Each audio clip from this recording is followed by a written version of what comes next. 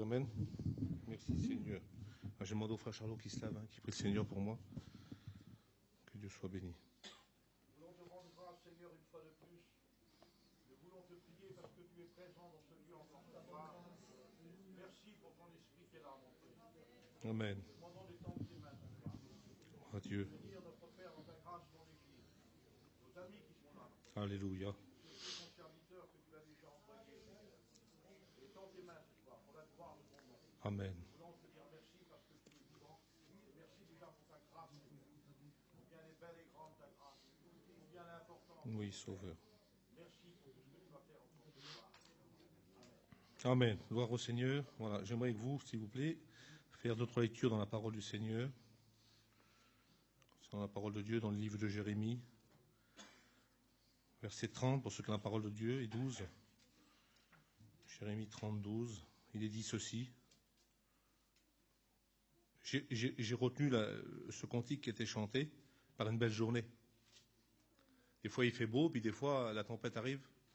Puis la petite sœur qui a rendu témoignage pour son petit, que je ne connais pas, il y avait certainement une belle journée au départ. Un frère. Et puis d'un seul coup, la tempête arrive. Mais j'ai aimé ce qu'elle a dit. Elle a dit, maintenant, je me lève en paix. C'est pas le cas de tout le monde, vous savez. Dans le livre de Jérémie, il est dit ceci, ainsi parle l'Éternel, ta blessure, quelle que soit ta blessure, est grave. Ta plaie est douloureuse. Nul ne défend ta cause pour pouvoir guérir ta plaie. Tu n'as ni remède, ni moyen de guérison. Tous ceux qui t'aiment, il y a nos familles qui nous aiment, ils t'oublient. Aucun ne prend souci de toi. Et je vous fais une deuxième lecture dans le livre de Matthieu. Il y en a une troisième après. Matthieu 8, verset 23. 8, verset 23, il est dit ceci. Il s'agit de Jésus. Il monta dans la barque avec ses disciples. Et voici, il s'éleva sur la mer, une si grande tempête que la barque était couverte par les flots. Et lui, il dormait. Ses disciples s'approchèrent, le réveillèrent et dit, Seigneur, sauve-nous, nous périssons. Il leur dit, pourquoi avez-vous peur, gens de peu de foi? Alors il se leva, menaça le vent et la mer. Il y eut un grand calme. Ces hommes furent étonnés et saisis d'étonnement et dirent, qui est celui-ci à qui obéissent le vent et la mer? Et je vous fais une dernière lecture. Voilà, j'ai pris ce passage, je ne sais pas pourquoi, je l'avais sur mon cœur, tout à l'heure en méditant la parole de Dieu. Voilà, c'est dans le livre de... Je vais essayer de le retrouver, si je peux. S'il n'est pas parti, voilà. Dans les Actes des Apôtres. Vous connaissez cette histoire. Il s'agit d'un homme qui est un eunuque. Et puis Philippe, qui est un homme de Dieu, qui a un ministère. Je crois que ça reste, je pense que les serviteurs de Dieu vont être d'accord avec moi, je crois que ça reste le plus beau des ministères. C'est Philippe l'évangéliste. C'est un évangéliste. Un ange du Seigneur va lui parler, le Saint-Esprit va parler à son cœur, et puis il va lui dire, tout simplement, l'Esprit dit à Philippe, avance et approche-toi de ce char. Philippe courut et entendit l'Éthiopien qui lisait le prophète Ésaïe, lui dit, comprends-tu ce que tu lis? C'est peut-être la question qui t'est posée ce soir. Comprends-tu réellement ce que tu lis? Il répondit, comment le pourrais-je si personne ne me guide? Il invita Philippe à monter et à s'asseoir avec lui. Un peu plus loin, au verset 36, il est dit ceci. Comme ils continuent leur chemin, donc Philippe va lui parler, ils vont rencontrer de l'eau. L'eunuque lui dit, voici de l'eau. Qu'est-ce qui empêche que je sois baptisé? Et Philippe va lui dire, si tu crois de tout ton cœur, si tu crois ce soir de tout ton cœur, cela est possible. L'eunuque répondit, je crois que Jésus-Christ est le Fils de Dieu. Il fit arriver le char, et Philippe et l'eunuque descendit dans l'eau, et il fut baptisé. Amen. Vous voyez, j'aimerais juste vous lire ce petit texte, et puis je reviens sur Philippe. Dans l'évangile de Jean, il est dit ceci. Malgré tant de miracles qu'il avait fait en leur présence, ils ne croyaient pas en lui. Ils avaient un doute. Vous savez, le Seigneur fait beaucoup de miracles. Je pense que déjà, pour la plupart d'entre nous qui sommes ici, il a fait le miracle de changer notre cœur. Hein. Et ceux à qui il a changé leur cœur, levez la main, s'il vous plaît. Vous voyez, ça, c'est des miracles du Seigneur. Il y a des gens qui veulent voir des miracles, voilà un miracle. Et bien, malgré tout cela, malgré tous ces miracles qu'il y a chez nous, dans notre peuple, tu es encore dans la même position. Peut-être que tu doutes dans ton cœur. Vous savez, quand le Seigneur a traversé pour une seule personne un désert entier, pour la Samaritaine, et puis qu'il a été vers cette femme, et puis qu'il lui a dévoilé sa vie en quelque sorte, une femme adultère, mais Jésus a eu compassion d'elle. Il haït le péché, mais il aime le pécheur. C'est important. Et quand il va lui dévoiler son cœur, la Bible dit qu'elle va s'en aller chercher sa famille, les siens, mais elle venait toujours puiser de l'eau, puis elle va laisser sa cruche. Elle va laisser sa cruche là. Et puis si on regardait réellement au plus profond de cette cruche, ce qu'elle a laissé là, qu'elle venait toujours puiser, on pourrait sortir pas mal de choses dedans. Hein, les frères? Je crois que, comme elle a dit la sœur, je me lève en paix, et je dis c'est pas le cas de tout le monde. Certainement, et aujourd'hui, à l'époque qu'on vit, certainement qu'il y aurait, peut-être qu'à cette époque-là, et ça existait, hein, ça s'appelait de la myrrhe. Hein. C'était une sorte de plante qu'on prenait, une espèce de drogue pour pouvoir pas souffrir. Ça existait déjà, oui. Aujourd'hui, c'est fait en petit cachet, ça soulage un peu. Ah, ça n'enlève pas tout à fait le problème, ça soulage. Dieu a été capable de résoudre son problème, comme il peut le faire ce soir pour toi. C'est ça l'importance. Et puis j'étais en train de lire cet homme qui était venu pour adorer, qui avait fait des kilomètres et des kilomètres. Et puis peut-être que tu viens à la réunion pour adorer le Seigneur, pour pouvoir le prier, le louer. De temps en temps, tu viens au culte. Quand tu es malade, que tu as un besoin réel, tu viens pour te faire imposer les mains. Et puis tu restes comme ça, tu repars comme tu es venu. Cormeille, c'était un homme, la Bible dit, qui craignait Dieu. Hein. Je crois qu'il n'y avait pas plus un homme pour pouvoir prier comme Cormeille. Hein. Si vous avez pu lire les évangiles, parce qu'il y en a qui lisent les évangiles, ils connaissent la Bible mieux que les serviteurs de Dieu. Ils sont toujours dans la même position. Ouais. C'est une affaire terrible. Vous voyez, Cormeille, la Bible dit qu'il était pieux. C'est écrit, hein. Il craignait Dieu. Il faisait beaucoup d'aumônes. C'est important de faire des aumônes, hein. D'aider son prochain. Il priait continuellement le Seigneur.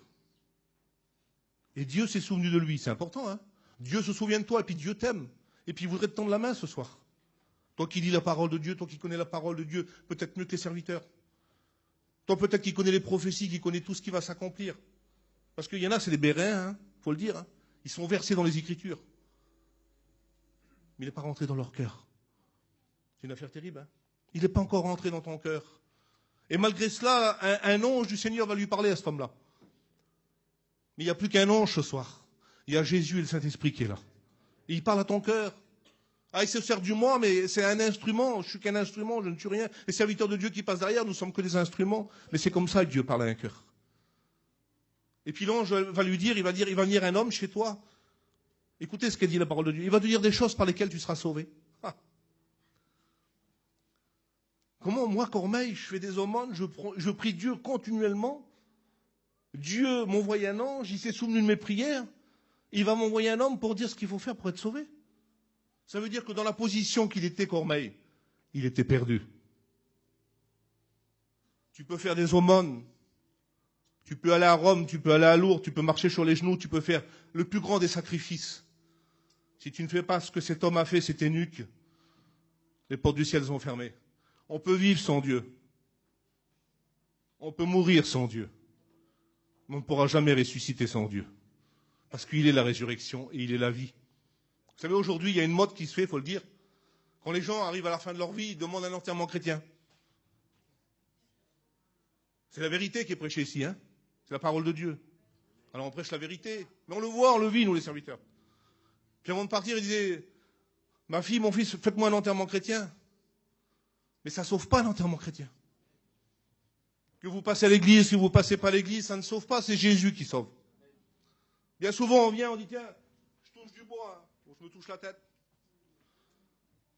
Mais ce n'est pas le bois qui sauve, c'est celui qui a monté sur le bois. C'est ça l'importance. C'est ça l'importance. Et cet homme-là, il cherchait Dieu, comme toi tu cherches Dieu ce soir.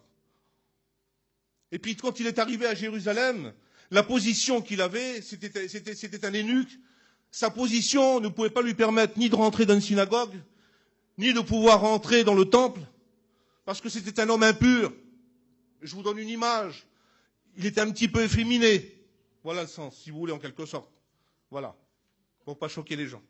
Un petit peu efféminé. Donc, c'était pas pour lui, il pouvait pas rentrer. Il était interdit. La loi le condamnait. Mais il cherchait Dieu. C'est ça l'important. Il cherchait Dieu. Et Dieu a vu son cœur. Un cœur vrai, un cœur sincère. Alors, il va parler à son serviteur. Il va parler à Philippe, il va dire, tu vas aller sur le chemin de Jérusalem à Gaza. Alors j'ai calculé, c'est pas bien long. Il est dit qu'il partit de Jérusalem, et dans le chemin qui est désert, ça veut dire qu'il était sorti de Jérusalem, avec son char. Écoutez l'importance, comme c'est important ce soir. Et puis Philippe va, sous l'onction du Saint-Esprit, sous la parole de Dieu, soumis à la parole de Dieu, il écoute le Seigneur. Il voit cet homme l'arriver, et il va lui parler, comprends-tu ce que tu lis? Ben, il dit, si personne ne m'explique, je ne peux pas comprendre. Donc il va monter avec lui, puis il va lui parler. Ça ne va pas durer longtemps. Gaza, Jérusalem, 32 kilomètres. J'ai calculé, 32 kilomètres. Mais avant d'arriver à Gaza, il rencontre de l'eau. Donc il a eu le temps de lui parler du péché, que le Fils de Dieu était vivant, qu'il était venu, qu'il était ressuscité. Il lui a parlé de tout ça. Et cet homme va faire un arrêt. Parce qu'il arrive un moment, dans notre vie, il faut s'arrêter. Le monde va d'une vitesse. Nous vivons des époques et des temps difficiles. Vous savez, d'après ce qu'ils disent aux informations, 2012, ça y est, hein, finish, capote. Calendrier Maya, il s'arrête en 2012. Mais je vais vous dire quelque chose. Tout ce que les Mayas ont dit, c'est arrivé. On ne sait pas si ça va être en 2012, la Bible ne dit pas. Et on ne peut pas dire ni de date, ni d'heure, ni de jour. Mais si ça arriverait, es-tu prêt? Tu t'es posé cette question? Est-ce que tu es réellement prêt? C'est important. Et puis il va arrêter, il est bon de faire un arrêt dans sa vie, puis de se poser la question. Quel est le but de ma vie? Et puis cet homme, il s'arrête et puis il dit, voilà, il y a de l'eau là, Philippe. Qu'est-ce qui empêche réellement que je sois baptisé? Et en réalité, qu'est-ce qui t'empêche d'être baptisé ce soir? Dieu te pose cette question. Qu'est-ce qui t'empêche? Alors, peut-être que tu te dis, oui, mais il faut que j'attende un petit peu puis que j'arrange mes affaires. Hein, c'est comme ça qu'on avait fait nous, hein, Charlot. On était dans le monde aussi, puis on se dit, bah, tiens, on va peut-être essayer d'arranger un petit peu nos bricoles, on va mettre un petit peu de sous de côté avant de se baptiser, et ainsi de suite. Et patati et patala. Qu'est-ce qui empêche ce soir que tu sois baptisé? Alors il va répondre, Philippe, quelle beauté, Seigneur. Il est tout seul en plus. Normalement, il aurait dû attaquer un frère, mais pris de court, il était tout seul. Soumis au Saint-Esprit. Il va lui dire cette parole. Si tu crois de tout ton cœur, c'est la question qui t'est posée ce soir. Est-ce que tu crois de tout ton cœur? Alors il va dire oui. Il a simplement fait cette réponse-là. Il a dit oui, je crois que Jésus est le Fils de Dieu. C'est pas grand-chose, hein? Je crois que Jésus est le Fils de Dieu. Alors il dit, si tu crois, cela, il rajoute, est possible. Alors j'ai regardé dans le dictionnaire, le Larousse, de nos jours, là, j'ai regardé ce que le mot possible voulait dire. Alors le mot possible, ça veut dire croyable, envisageable, exécutable, praticable, réalisable, permis, autorisé. Ça va loin, hein? Si tu crois de tout ton cœur, cela est possible. Alors, qu'est-ce qui empêche que tu sois baptisé? Alors, il n'y a pas dit, tu vas suivre un petit peu, quelques mois, parce qu'il ne pouvait pas suivre quelques mois, il avait 3500 kilomètres à faire. Et en plus, Dieu voulait se servir de lui pour pouvoir évangéliser son pays. C'est important. Alors, il va lui dire, est-ce que tu crois que Jésus est le Fils de Dieu? Il dit oui. Alors, il dit, voici de l'eau, et donc il descend dans l'eau, et il le baptise. Et j'aimerais poser cette question que Dieu m'a posée ce soir. Qu'est-ce qui t'empêche d'être baptisé ce soir? Tu veux la réponse? C'est ton péché. C'est ce que tu aimes. C'est ce que tu ne veux pas délaisser. Et certainement que lui, il avait des choses qu'il ne pouvait pas délaisser. Mais en écoutant la parole de Dieu et sur la voie du Saint-Esprit, sur la voie de la parole de Dieu, parce que Dieu connaissait son cœur, il l'a délivré peut-être certainement des choses qu'il aimait, des passions qu'il avait certainement de l'époque.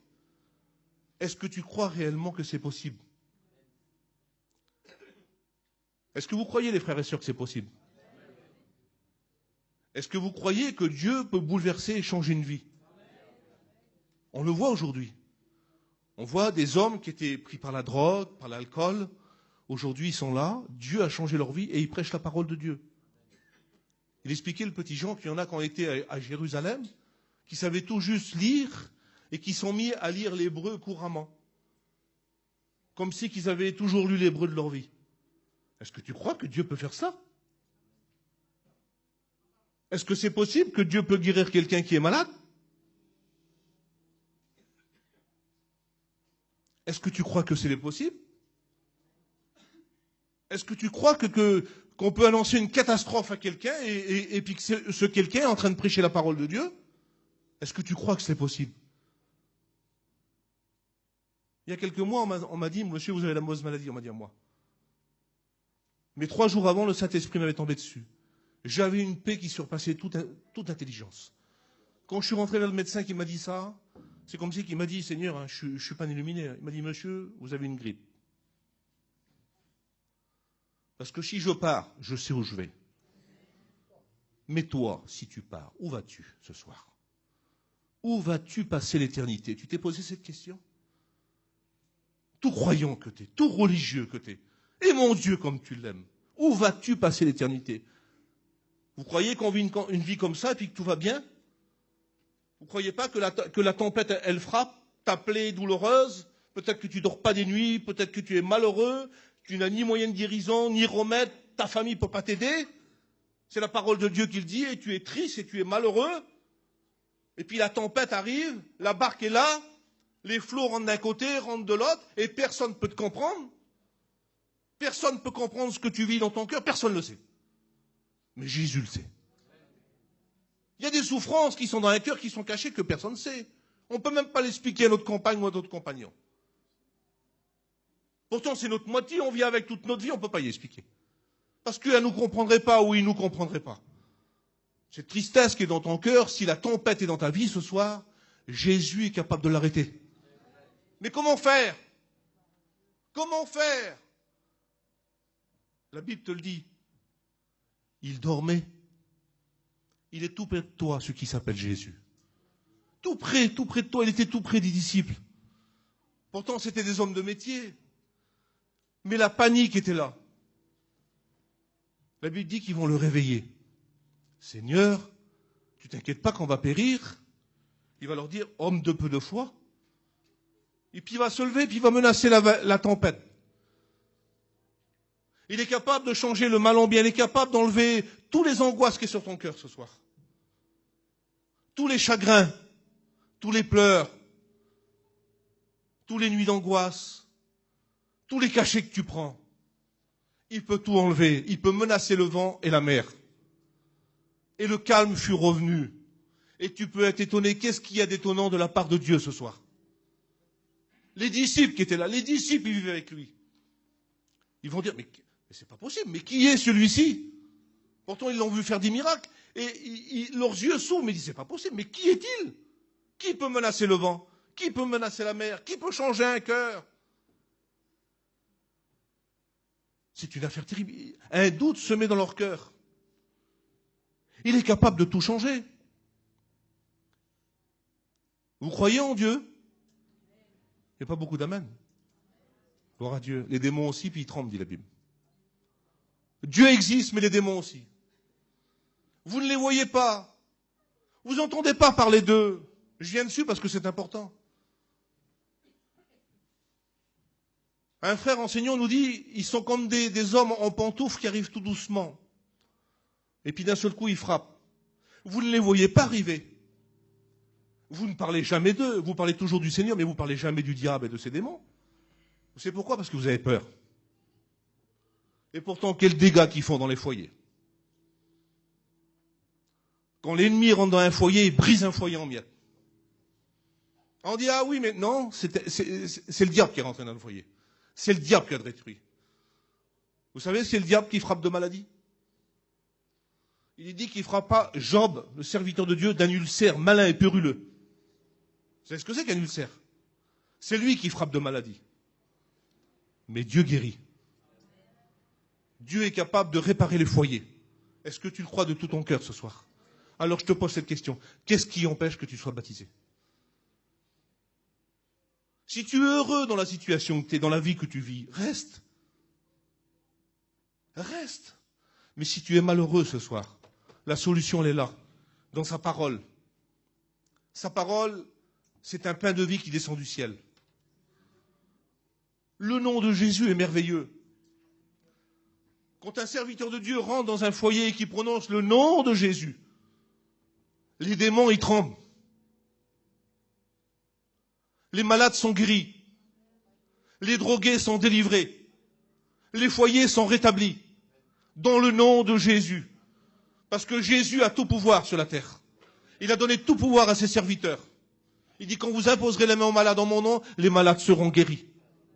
Quelle beauté, Seigneur, quelle grâce.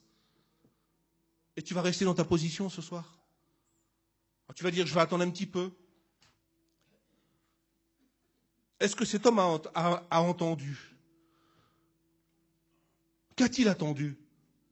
Pourtant, cet homme avait tout pour être heureux. L'argent, j'en parle pas. Il était ministre des trésors de la reine d'Éthiopie. Je ne sais pas si vous voyez le monsieur, hein. Je crois qu'il touchait une sacrée paye. Mais malgré tout ça, il n'avait pas de bonheur.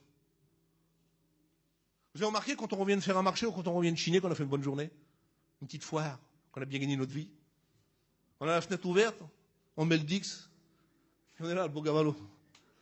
On est heureux parce qu'on a fait une bonne journée. On sait qu'on va pouvoir payer la traite et qu'on va manger sur la table. Alors on chante, on siffle, on est bien. Et c'est vrai que ça fait du bien. Hein, frère?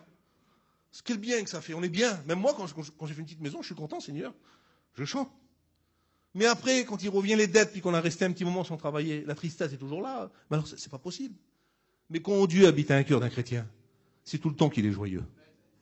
Tout le temps, il met son petit cantique et la présence de Dieu vient l'envahir. Malgré les difficultés, malgré le problème, tu peux l'avoir ce soir. Tu voudrais pas laisser rentrer Jésus dans ton cœur ce soir? Lui dire, Seigneur, c'est vrai, j'ai besoin de toi. Maintenant, je suis devant une route et il faut que je choisisse. Et puis, tu es devant cette croix là. Puis il faut que tu choisisses. Un jour, il y a un frère qui a dit, le frère Xavier qui a dit ça. Je l'ai retenu, ça m'a fait du bien, c'était bon. Il dit, vous savez ce qu'il y a derrière la croix? Parce que tout le monde parle de la croix, viens au pied de la croix, des postes en fardeau au pied de la croix. Vous savez ce qu'il y a derrière la croix? Il y a des eaux paisibles, il a dit. Il y a des verts pâturages. Alors un inconverti, il va dire, ça ne m'intéresse pas, moi. Mais dites ça à des brebis du Seigneur. Dites ça à un troupeau de brebis, il y a des verts pâturages gras, il y a des eaux paisibles et il y a la paix. Les brebis, ils y courent. Si tu pourrais passer derrière cette croix. Si cette croix, au lieu d'être tout autour de ton cou, elle rentrerait dans ton cœur. Et cette couronne d'épines, si elle serait sur ta tête, et que tes pensées seraient en Jésus au lieu d'être dans le monde, crois-moi-le, ça changerait ta vie et ça bouleverserait ta vie. Parce que les pensées, la nuit, viennent et ils t'empêchent de dormir et tu as besoin de cette paix. Et je ne voudrais pas aller plus loin, je voudrais qu'on puisse prier le Seigneur. Dieu a parlé, après ça serait Joe qui parlerait, moi j'ai rien à dire. Je veux que ce soit le Saint-Esprit qui agisse. Qu'est-ce qui t'empêche ce soir d'être baptisé? Fais un arrêt, comme cet Éthiopien a fait un arrêt sur son char, et puis il a dit, tiens, voilà de l'eau. En réalité, qu'est-ce qui m'empêche, Philippe? Et toi, tu peux dire dans ton cœur, mais qu'est-ce qui m'empêche en réalité? Oui, c'est vrai, je vais m'engager, mais pourquoi remettre au lendemain ce que tu peux faire aujourd'hui? Et toi, si la tempête est dans ta vie ce soir, si le problème, la difficulté est dans ta vie, si seulement tu pourrais faire comme cette femme, poser cette cruche et arrêter d'aller puiser dans les médicaments, dans les problèmes, dans les difficultés, aller toujours chercher dans ce monde Ce que tu ne trouves pas depuis peut-être des mois, des années. Simplement en disant, Seigneur, oui, ce soir je veux. Sois vrai devant Dieu, sois sincère. Pas devant un homme, hein, mais devant lui, sois vrai. Dis, oui, Seigneur, ce soir je veux. Alors bien souvent, quand on fait un appel pour lever la main, c'est lourd. C'est difficile. Oui, mais c'est de prendre une décision aussi. La main a fait 125 kilos, mais c'est renoncer au péché. Renoncer à ta misère et tout déposer au pied de la croix. Courbez les fronts, les chrétiens, on va prier le Seigneur. Et je le dis dans le nom de Jésus, parce que le nom de Jésus a une grande puissance. Puissance de délivrance. Puissance de pouvoir bénir un cœur. Et je le dis toutes les autorités néfastes ce soir. Tous les ténèbres qui voudraient empêcher la bénédiction de Dieu ce soir. Si tu t'es retrouvé dans le message, tout simplement, et que tu veux prendre position et de dire, Seigneur, pour toi, oui, je veux. Alors tu lèves ta main et je prie le Seigneur pour toi. Ta délivrance, tu peux l'obtenir. Gloire à Dieu, le Seigneur te voit. Ton engagement, le Seigneur le voit. Tu peux l'obtenir aussi. T'es caché, ce soir, tu peux être délivré. Ton angoisse, ce soir, elle peut partir. Ta vie de misère, ta plaie qui est douloureuse, que personne ne peut te comprendre, tout peut partir ce soir. Mais comment? Lève tout simplement la main. Dieu connaît ton cœur, connaît ta vie. J'aimerais que les chrétiens puissent... Gloire à Dieu, le Seigneur te voit, ma sœur. J'aimerais que les chrétiens puissent continuer à prier, s'il vous plaît. Il y a une onction du Saint-Esprit. Il y a un combat, hein, parce qu'il faut oublier que le diable, il ne veut pas. Fais confiance à Dieu ce soir. Qu'est-ce qui t'empêche? Tu connais Dieu, tu aimes Dieu, tu lis sa parole. C'est ton soir ce soir. Ne remets pas demain ce que tu peux faire aujourd'hui. Le lendemain ne nous appartient pas. Je fais une dernière appel, j'aime pas insister. Dernier appel. Est-ce qu'il y aurait une personne qui voudrait lever sa main, s'il vous plaît? Nous voulons bénir ton nom, Seigneur, et te rendre gloire et grâce. Te dire merci pour ta parole qui a été prêchée. Tu connais les besoins des cœurs et tu vois à qui tu as parlé, Seigneur. Toi seul le sais. Tu vois les cœurs qui sont durs, les cœurs qui sont difficiles. Tu vois ces mains qui se sont levées, Seigneur. Je te demande d'agir à travers le Saint-Esprit. Gloria a Jésus, Papa. Alléluia.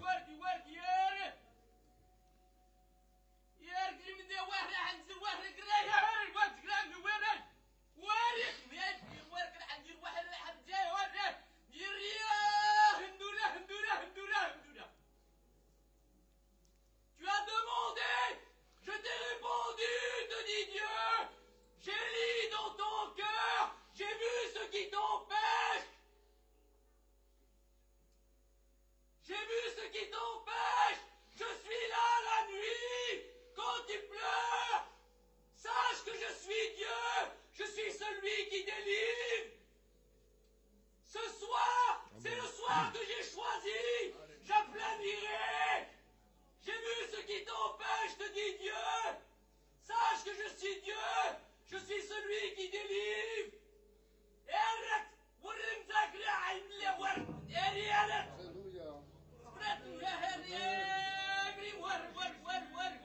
On prie le Seigneur. Continue à prier le Seigneur. Courbez les fronts. Les chrétiens insistent, s'il vous plaît, pour prier le Seigneur. Que le Saint-Esprit dispose ce cœur. C'est un combat, vous savez, c'est difficile. Mais c'est ton soir ce soir. Dieu t'a parlé ce soir. Peu importe le serviteur qui a prêché, peu importe. Dieu t'a parlé ce soir. C'est ton soir. C'est le jour que tu attendais pour la délivrance.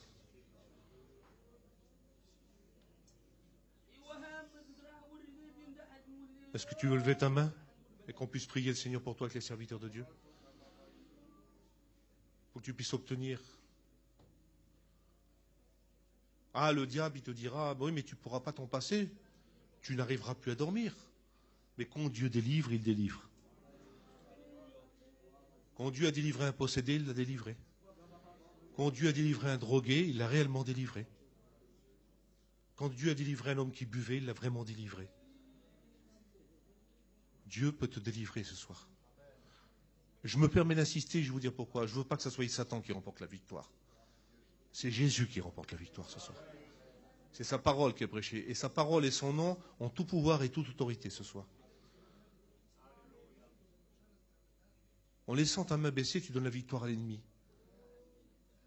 Il y a combien de temps que tu donnes la victoire? Combien de temps pour ces nuits? Gloire à Dieu, le Seigneur te voit, ma sœur. Gloire à Dieu, le Seigneur te voit. Merci à Dieu pour les mains qui se lèvent.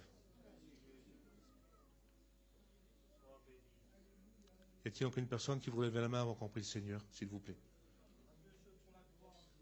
Gloire à Dieu, le Seigneur te voit. Gloire au Seigneur. Le Saint-Esprit est en train d'agir dans les cœurs. Il s'obtient des guérisons, des délivrances. Tout l'honneur lui revient à lui ce soir. Gloire à Dieu, le Seigneur te voit, ma sœur. Gloire à Dieu. Gloire à Dieu. Merci Seigneur pour les mains qui se lèvent. Merci à Dieu. Je demande au Père Paul qui vienne jusque-là et qui prie pour toutes ces personnes qui ont levé la main. Viens, Papa. Gloire au Seigneur.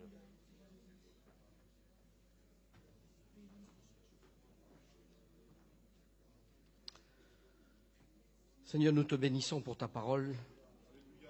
Et nous connaissons ta parole. Nous savons combien elle est puissante, combien elle est forte, combien elle est capable de changer une vie. Il n'y a pas de limite dans ta parole, Seigneur. Et nous savons, parce que nous avons ressenti ta parole, nous avons ressenti ta présence, nous savons que tu es présent ce soir. Et Seigneur, que les cœurs ont été touchés à cause de ta parole. Merci pour ce que tu fais dans nos vies, dans nos cœurs. Merci pour nos amis qui nous ont visités, pour ceux qui ont été touchés par cette parole divine. Seigneur, nous te demandons de les aider, de les bénir, de les accompagner. Tu les prends dans tes bras maintenant, Seigneur. Seigneur, tu leur montres le chemin qu'ils ont à faire avec toi. Et qu'à toi revienne la gloire et la puissance parce que tu en es digne, parce que tu es digne de louange et d'adoration. Nous te disons merci. Qu'à toi revienne la gloire et la puissance. Merci, mon Seigneur. Amen. Que Dieu vous bénisse. Amen.